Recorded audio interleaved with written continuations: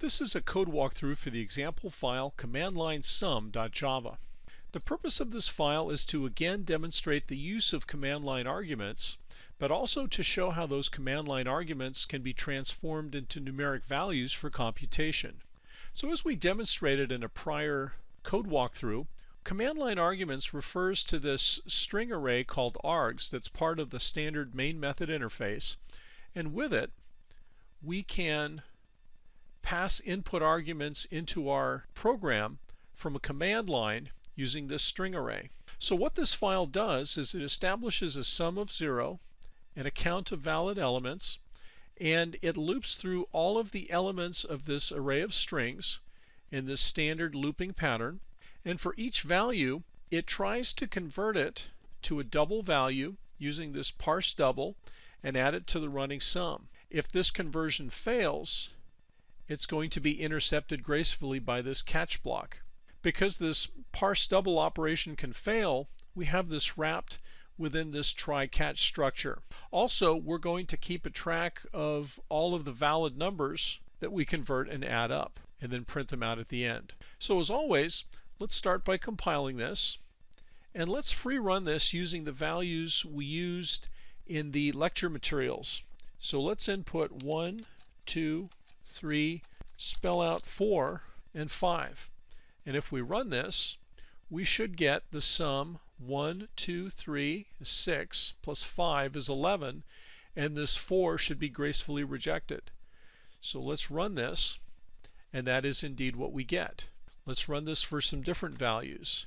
How about 1, 2, 3, 4, 5, 6, 7, 8, 9, 10, 11. That should give us, let's see, 12. Oh, I don't know what that's going to give us. Let's just run it.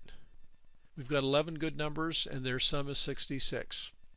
So let's run this again one more time in slow motion using the debugger to point out a few things.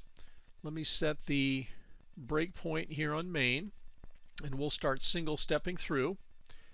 And again, usually we've been ignoring this args argument in the debug window, but now we're actually making use of it to pass in values.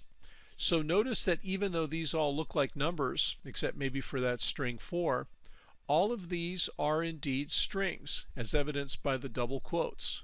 So this is indeed an array of strings, as indicated here.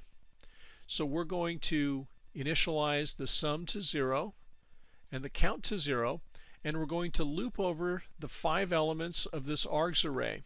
And for each one, we're going to up the count, then try to convert it to a double value, and then add it to the sum. So this one's going to work, and we'll come back around and we'll pick up the 2 for a total of 3. Third pass, we'll add the 3 and get 6.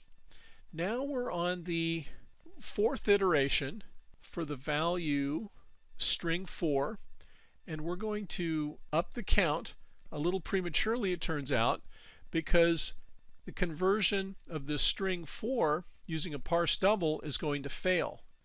And when that happens, it's going to kick us down to this catch block because it received a number format exception. Now, I artificially put this count increment here in the try block ahead of the conversion just to demonstrate that this is something we can use a catch block for. We can take any corrective action needed, and in this case we're going to reverse the count that we prematurely incremented up here, and so this count is going to go back to 3, and we're going to go back and grab that last value, the 5, and this one of course will convert properly, and we get to the end and we'll print out that we have 4 good inputs and their sum is 11. So this is how we can make use of command line arguments and convert them to numerical values for internal computations.